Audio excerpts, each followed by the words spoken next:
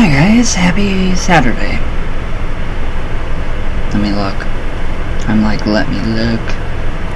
Yeah, it's totally Saturday. So, are you guys having a good weekend so far? I hope so. So, yeah, we're gonna go into spell crafting. So this is really good, and I really hope people take this seriously. So, this is within a traditional witchcraft point of view. So, all right. So the way he describes everything is just incredible. So, what is a spell? Literally, what is it? So, alright, so there will always be as many answers to this question as there are people answering it, and they will all be right. So, spells, particularly for the traditional worker, are very individual types of magic, and what works for one person will not work for the other. So it's all on the person's personal everything. So it just goes on your personal whatever you think.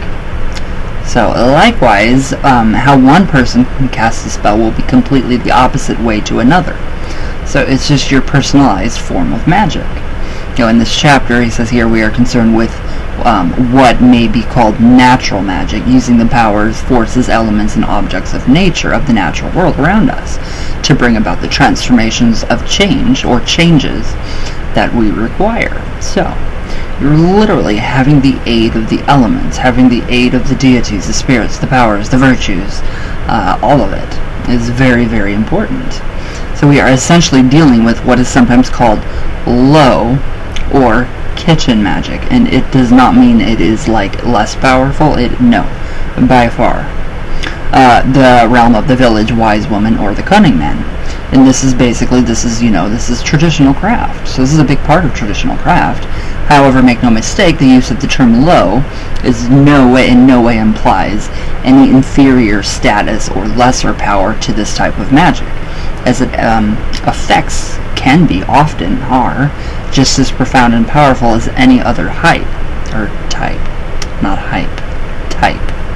So, it's really, really interesting, and it is powerful. The spur of the moment spells and charms and chants and rhymes and dolls and voodoo dolls or whatever, yes. So the term is used to differentiate it from the more ceremonial or high forms of magic, which is using grimoires or books of magical ritual originally practiced more by the learned aristocracy, whatever, than the village wise woman, although they both overlapped in history and still do today. So yeah, it's an overlap of ceremonial magic and natural magic, low magic, kitchen magic, high magic, herb magic, ward cunning, etc. on so forth. Now, the traditional worker has never been averse to borrowing and will use whatever works for their purposes, often no matter what its origin. So this does not mean, of course, that the total eclecticism rules, because it does not. We do stuff in a very traditional aspect, so it's not, it's not eclecticism. It's very, very much a very thought out and very well formed format. So, yeah. What else did I'm like, bleh. So as much as in modern practice, as the crafter, I cannot talk, is always concerned to work within the spiritual environments of the land that they are in and of. So, to answer our original question, what is the spell? Where does this power come from? Is it a combination? Oh, it is a combination of natural energies and the items used in the spell, their correspondences with the wider powers of the universe, and deity or spirit chosen to help, all focused and directed by the will of the crafter for performing the spell to bring about the desired results. And yeah, it's not always going to work. It's either not going to work at all, or it's not going to work in the way you think it's going to work. So that's magic. That's how that works. So this brings This brings in an interesting point. It is quite possible to tell someone how to perform a spell, tell them the ingredients to use, the timing, etc. So you can totally do that. But what it is not possible to do is give someone the ability to perform the spell, the magic. You can't muster up whatever they're feeling inside, or whatever, whatever they're trying to do.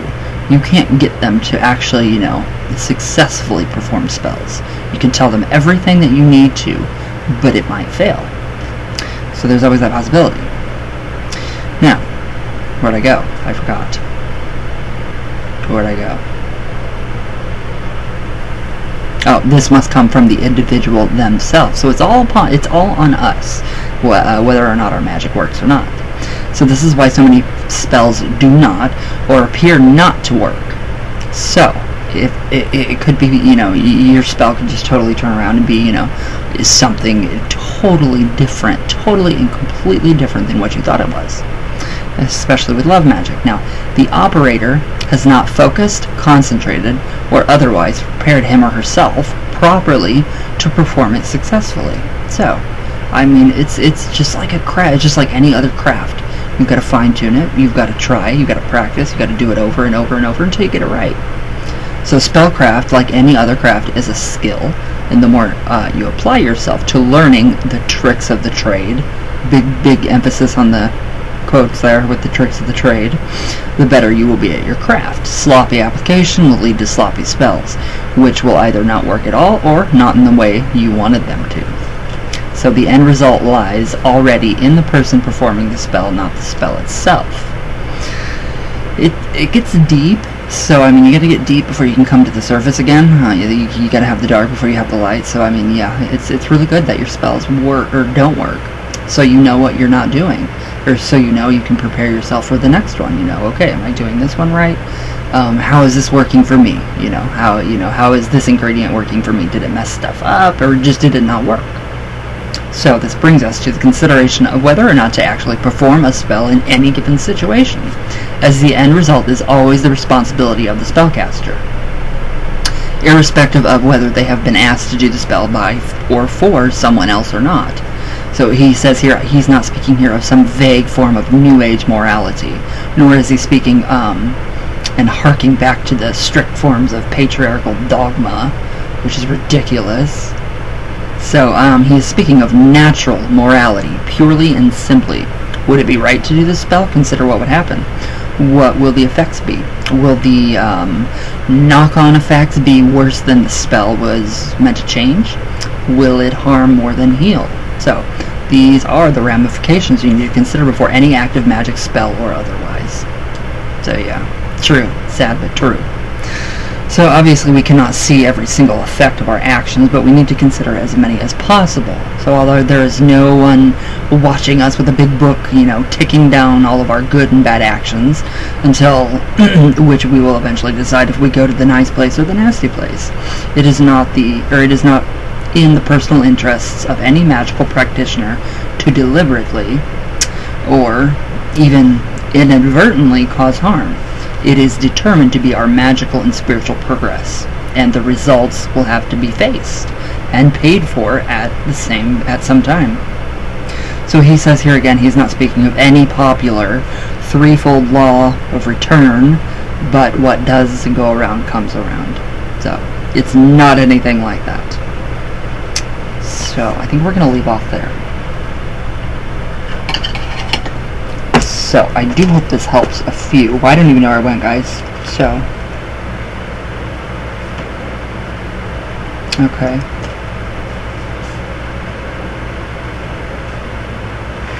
Let me write this down before I forget. Because I will. I will totally forget where I left off.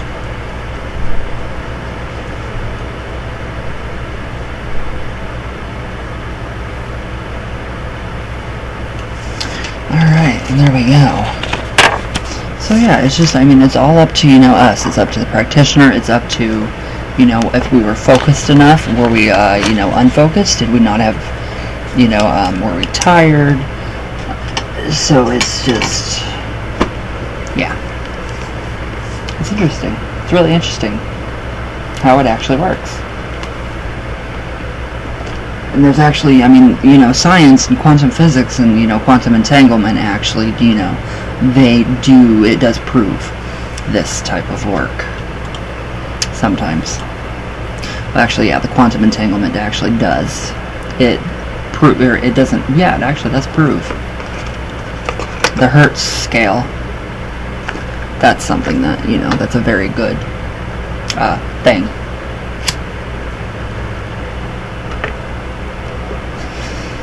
To take into consideration when you're doing any kind of work magically. So, but yeah, it's interesting. It's fun too. And sometimes, you know, almost all the time, you know, the most powerful spells, you know, the most effective, will come from a place of spontaneity. It'll be a whim, like, oh, I want to do this right now, so do it, and then it works. And I've had that experience too, and it's wonderful. It's like, wow, it's seriously profound. It's like, holy crap, I did that? Yeah, totally, you did. So yeah, it's quite interesting, isn't it?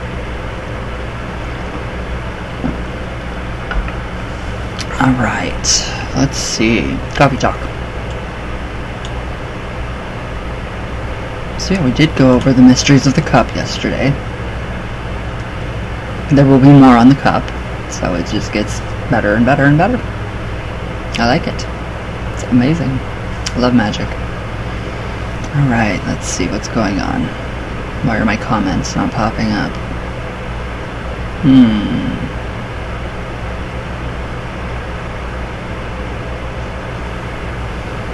Let's see. Alright, Mary Buchard. If I butchered your name, I'm sorry. I have several boards as artwork. I do too. A lot of the boards I won't use. And conversation pieces. They're amazing, aren't they? Amuses me, as I am a physical medium, how people freak out seeing them. I know. It's ridiculous. I physically change, yeah, starting with my eyes, and you see and hear the spirit, yet a Ouija board scares them off the wall. Exactly. I can do that too. I see my hands change. I can see my eyes change. Yeah, it's crazy. I don't get it. So they are sitting in a seance room surrounded by crystal balls and haunted objects. I love that.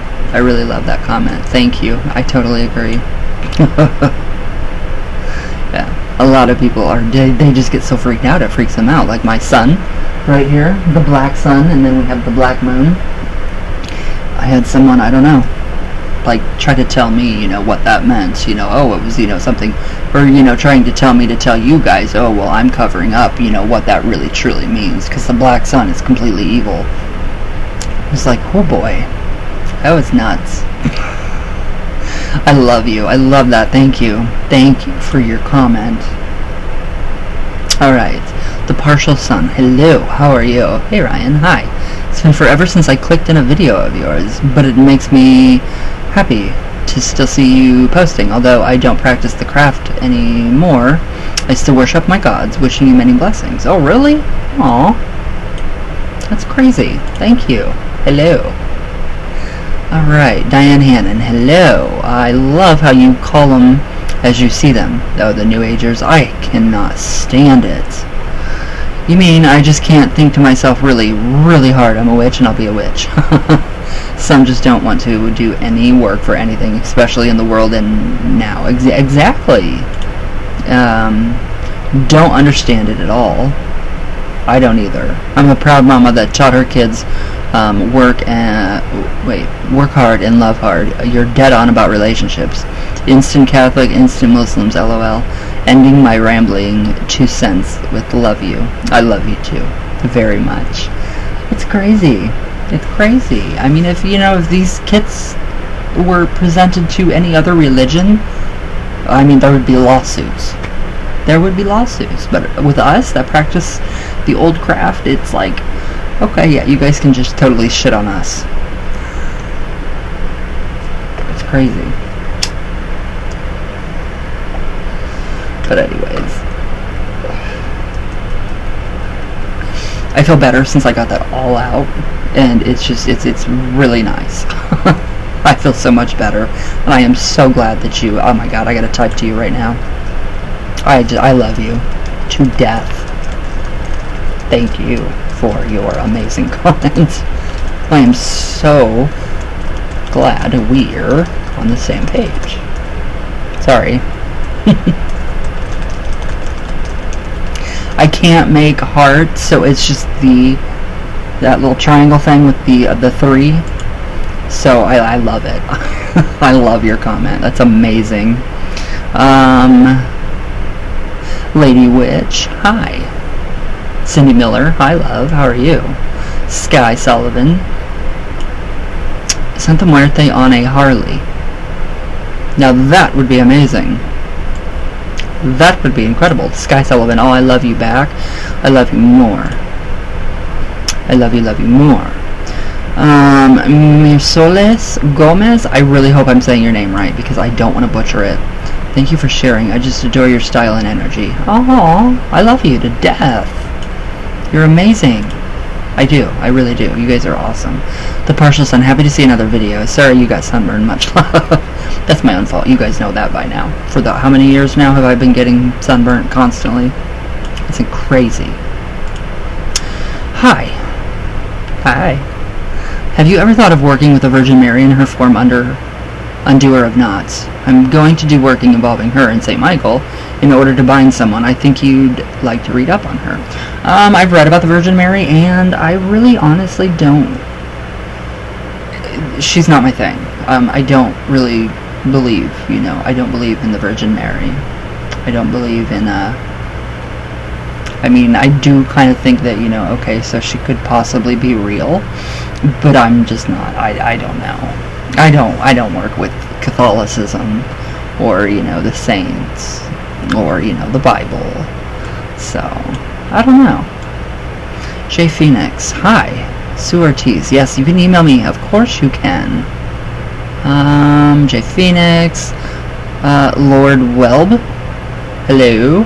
You look awesome. Thank you. Thank you. Sasha Slaughter, hi. Hi, love. How are you? Carole Lacusta, nice. Thank you.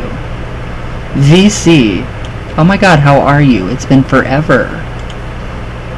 A lot of stones are fossilized, soft tissue. Check out Mud Fossil University. I will, too. I will. I like that. I really do like that. Alright, guys. Well, thank you guys for your amazing comments. I love it. I always love your guys' comments, so very, very true. But alright guys, I hope you guys have a wonderful Saturday. Enjoy your weekend. Yeah, stay safe, stay healthy. Don't you guys dare go anywhere on me. Just stay healthy. So, I love you guys with all my heart. All the way from Venus. My hair is wild today. I don't know what's going on. All the way back down. So, I will see you all tomorrow. And yes, please be safe, and I love you guys very much. And where's my button? There it is. Alright, I love you guys.